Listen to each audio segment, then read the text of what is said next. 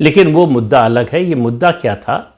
ये याचिका दायर की थी रोहित पांडे, खुद वकील हैं।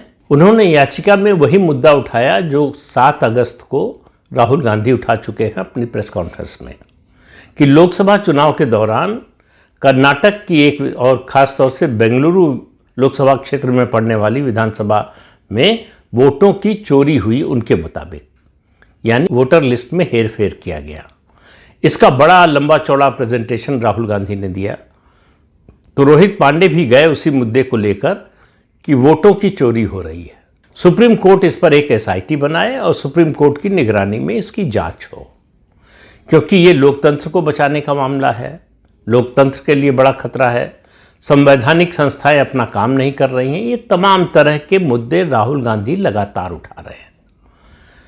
तो अब टाइमिंग पर ध्यान दीजिए। अगर मान लीजिए सुप्रीम कोर्ट एसआईटी के गठन की अनुमति दे देता या इस याचिका को स्वीकार भी कर लेता, एसआईटी के गठन की बात तो बाद में आती, पहले अगर याचिका को स्वीकार कर लेता और उस पर सुनवाई होती तो पहले चुनाव आयोग को और सरकार को नोटिस जाता और सरकार को और चुनाव आयोग को अपना पक्ष रखना पड़ता, तो मुद्दा बड़ा बन गया होता राहुल गांधी के लिए, विपक्ष के लिए, कि सुप्रीम कोर्ट ने प्रथम दृष्टया ये स्वीकार कर लिया कि इसमें कुछ गड़बड़ी है, यानी उनका जो वोट चोरी का आरोप है उसमें कुछ दम है, इसलिए सुप्रीम कोर्ट सुनवाई के लिए तैयार हो गया।